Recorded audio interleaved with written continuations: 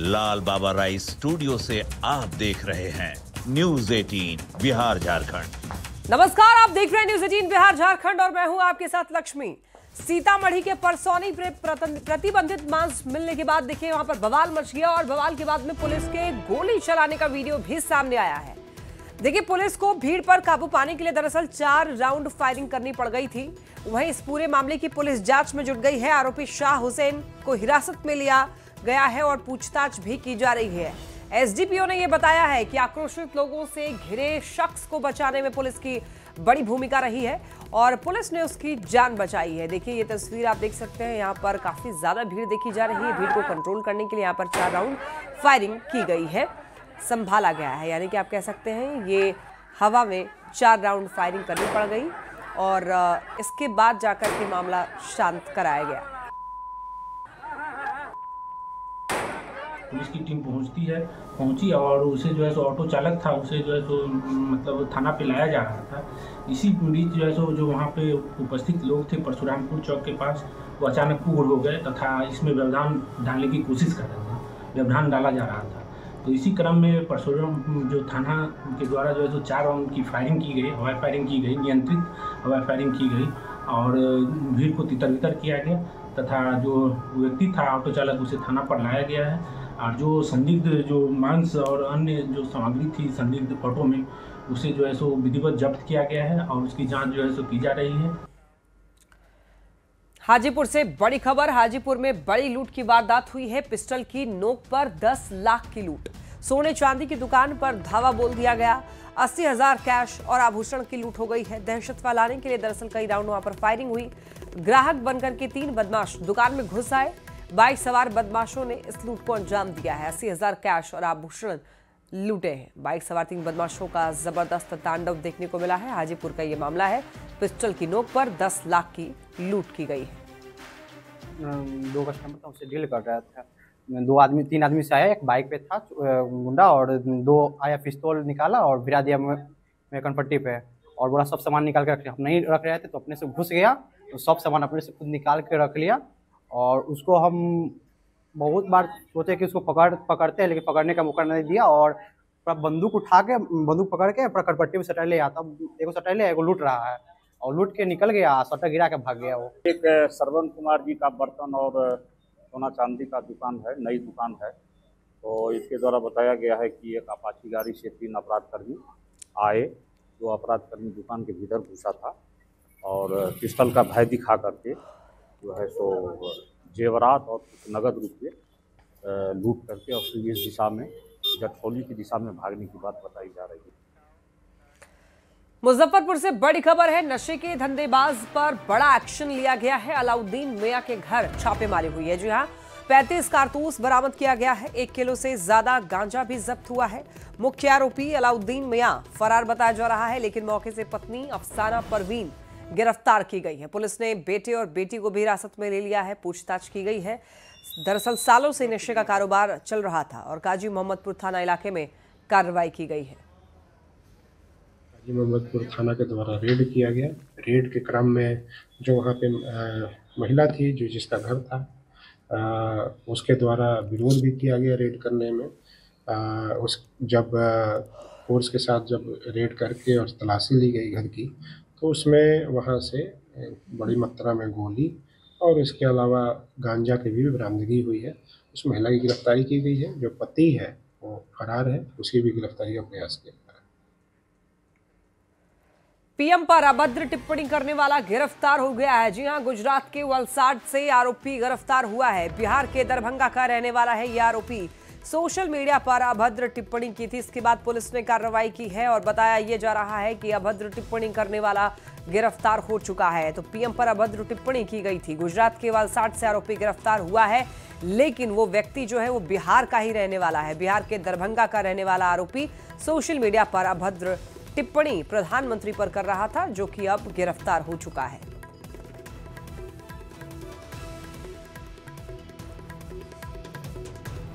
देखिए, दरभंगा समस्तीपुर सीमा पर 4 दिन से लापता 26 वर्षीय पोल्ट्री फार्म मालिक गोलू कुमार सिंह का सिर कटा हुआ शव मिलने से पूरे क्षेत्र में सनसनी फैल गई है। गोलू 15 नवंबर की सुबह बताया यह जा रहा है कि हायाघाट के पोल्ट्री फार्म से गायब हो गया था। इसके बाद 4 दिन के बाद नदी किनारे उसका धड़ और सर मिलने के बाद पहचान हो पाई है।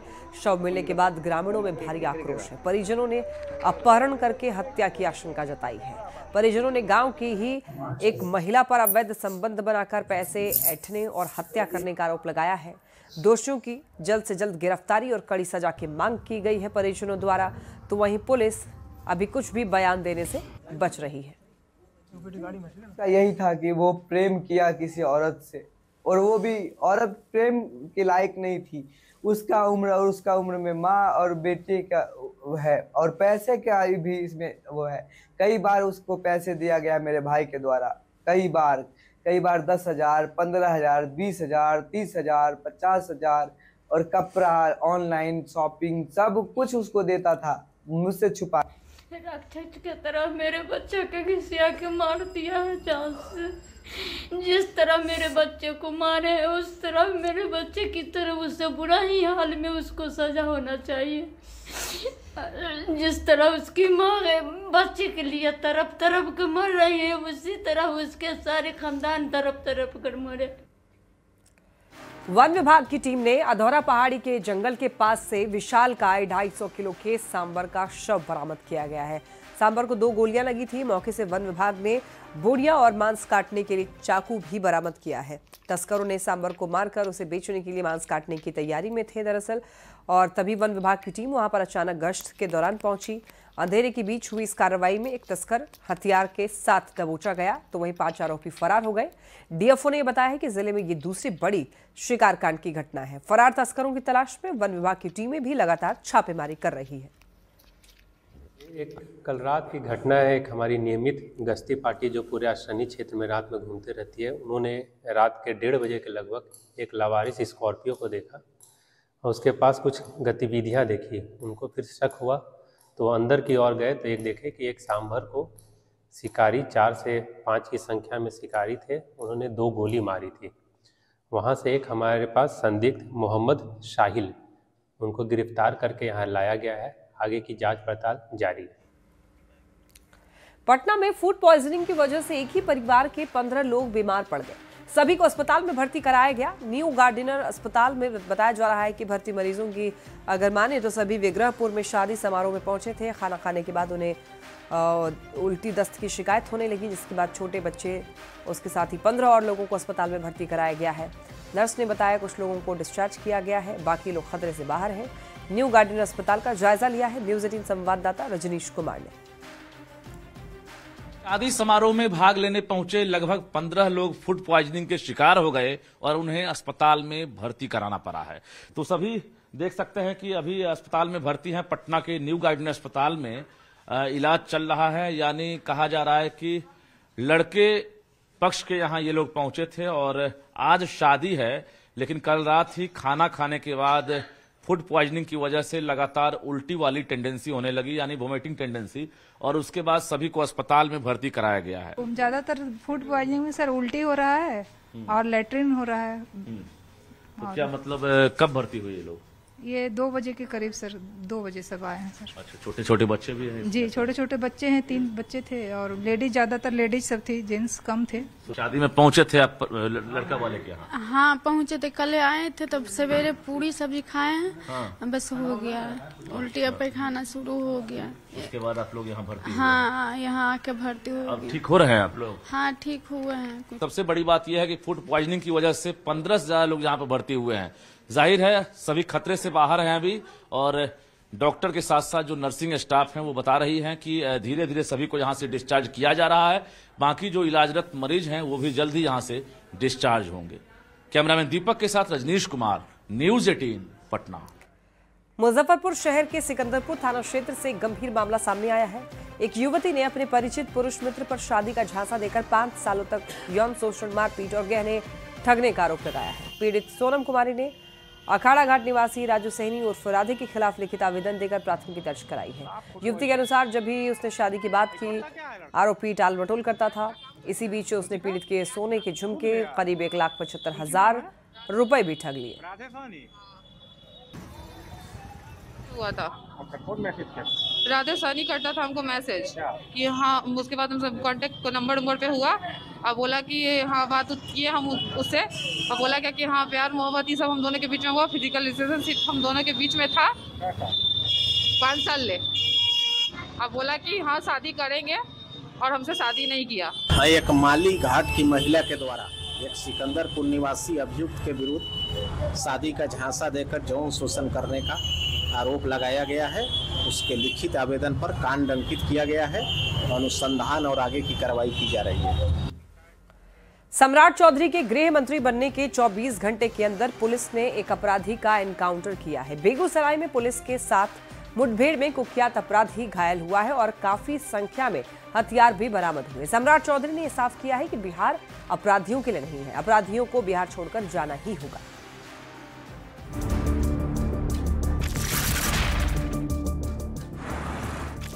अब अपराधियों की खैर नहीं, बदमाशों को बिहार से बाहर जाना ही होगा।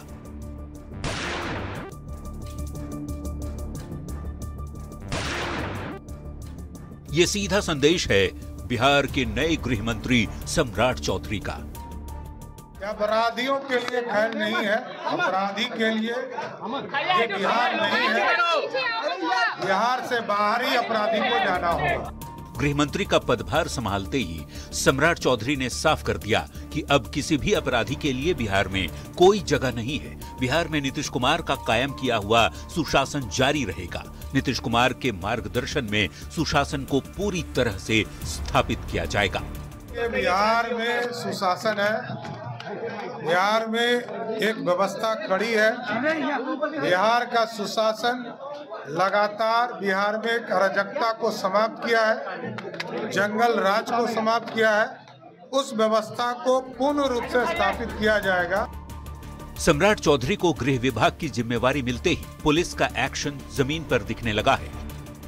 बेगूसराय में पुलिस और अपराधियों के बीच मुठभेड़ हुई। पुलिस की जवाबी कार्रवाई में कुख्यात अपराधी शिवदत्त राय को गोली लगी। घायल शिवदत्त सहित 2 अपराधियों को पुलिस ने अरेस्ट किया और मौके से भारी मात्रा में हथियार भी बरामद किए। बीजेपी नेता शाहनवाज हुसैन ने अपराधियों को सावधान करते हुए कहा, अब चेत जाएं क्योंकि आ गए हैं सम्राट। सुशासन है, अपराधियों सावधान, आ गए हैं सम्राट, कोशिश भी मत करना। बिहार में 20 साल से गृह विभाग नीतीश कुमार के पास था। पहली बार नीतीश कुमार ने गृह विभाग की जिम्मेवारी किसी को दी है। कड़क छवि के सम्राट चौधरी डिप्टी सीएम रहते हुए भी अपराधियों को चेताते रहे हैं कि वो सुधर जाएं, नहीं तो सुधार दिए जाएंगे। अब जबकि सम्राट बिहार के गृह मंत्री बन चुके हैं, ऐसे में कयासबाजी चल रही है कि क्या यूपी की तरह बिहार में एनकाउंटर और बुलडोजर वाली कार्रवाई तेज होगी और अपराधियों को अपराध करने से पहले 1000 बार सोचना पड़ेगा। न्यूज 18 के लिए पटना से धर्मेंद्र कुमार, दिल्ली से अमितेश और बेगूसराय से संतोष के साथ ब्यूरो रिपोर्ट। विधानसभा चुनाव के नतीजे के बाद एआईएमआईएम प्रमुख असदुद्दीन ओवैसी सीमांचल के दौरे पर हैं। किशनगंज के लोहागाड़ा और ठाकुरगंज में ओवैसी ने लोगों से मुलाकात की। ओवैसी ने सभा को संबोधित किया और सीमांचल में एआईएमआईएम के 5 उम्मीदवारों की जीत को ऐतिहासिक उपलब्धि बताया है। कहा है कि सीमांचल में एआईएमआईएम को मिली सफलता की गूंज उत्तर प्रदेश, बंगाल समेत पूरे देश में सुनाई दे रही है। ओवैसी ने कहा है कि 5 विधायक सीमांचल की आवाज को मजबूत करेंगे। सीमांचल की जनता के चेहरों पर राहत और सुकून और मुस्कुराहट नजर आएगी, तो उसके लिए इंशाअल्लाह ताला हम अपने लड़ते रहेंगे। और मैं बहादुरगंज की आवाम को इस बात का तयक़ुन दे रहा हूँ कि ये हमारे 5 विधायक सिर्फ अमूर, बैसा, बहादुरगंज, कोचादामन या फिर जोकीहाट की नुमाइंदगी के साथ साथ पूरे सीमांचल की आवाज बनकर बिहार की विधानसभा को आपकी आवाज और आपकी नाइंसाफी से हिलाकर रख देंगे इंशाअल्लाह ताला। तो कामयाबी मिली, यहाँ से जो हमको वोट मिला, उन लोगों को आपने पैगाम दे दिया जो ये कहते आ रहे हैं पिछले 50 साल से कि मुसलमान अकेले चुनाव नहीं जीत सकता। पंचायती राज मंत्री दीपक प्रकाश ने सीएम नीतीश कुमार से मुलाकात की और सीएम आवास पर दीपक प्रकाश सीएम नीतीश से मिले और दीपक प्रकाश को शुभकामनाएं भी दी सीएम नीतीश कुमार ने। तस्वीरें आप ये देख सकते हैं, ये मुलाकात हुई है। यहाँ पर सीएम नीतीश के ही आवास पर बताया जा रहा है। पंचायती राज मंत्री दीपक प्रकाश ने मुलाकात की, बातचीत हुई और सीएम ने शुभकामनाएं दी। देखिए, खबर मिल रही है पटना से, जहां विभागों का बंटवारा होने के बाद मंत्रियों का पदभार ग्रहण जारी है। कई मंत्रियों ने आज विभागों का दायित्व संभाल लिया है। एलजेपीआरवी कोटे से मंत्री बने संजय कुमार ने भी गन्ना विभाग में पदभार संभाल लिया। कहा है कि बंद पड़े हुए जो गन्ना मिल है उसको लेकर समीक्षा की जाएगी और वहीं ये भी कहा है कि कोई विभाग कमजोर नहीं होता है, केवल इच्छा शक्ति होनी चाहिए। माननीय मुख्यमंत्री नीतीश कुमार जी ने गन्ना उद्योग मंत्रालय की जिम्मेवारी दी। आज मैं मंत्रालय में पदभार ग्रहण करने आया हूं। बहुत जल्द विभाग के अधिकारियों के साथ बैठकर बंद पड़े मिल, किसानों की समस्या के ऊपर हम लोग बैठकर पूरी समीक्षा करेंगे और उस कार्य को आगे बढ़ाएंगे। खबर पूर्णिया से मिल रही है। सांसद पप्पू यादव आज पूर्णिया के गवर्नमेंट मेडिकल कॉलेज हॉस्पिटल में पहुंचे और मेडिकल कॉलेज की स्थिति का जायजा लिया।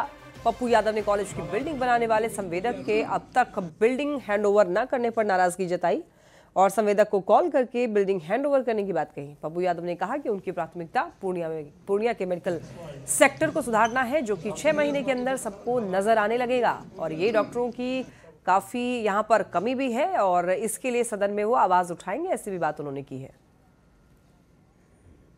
लिफ्ट को नहीं खोला जा रहा है, 70 करोड़ रुपया नहीं सरकार दे रही है, एनसीसी हैंडओवर नहीं कर रही है, कोई इंफ्रास्ट्रक्चर नहीं है, एम्बुलेंस नहीं है, सब कुछ के होने के बावजूद शिफ्टिंग के कारण कुछ भी नहीं हो रहा है। तो सुब्रमण्यम साहब थे, CS साहब थे, सारे लोग चार्ज में, सुभाष जी हैं। हमने कहा कि हमसे जितना कॉपरेशन लेना हो आप लीजिए। हम 1 महीने के अंदर 4 यहाँ पर लैब टेस्ट का सेंटर खोलने जा रहे हैं।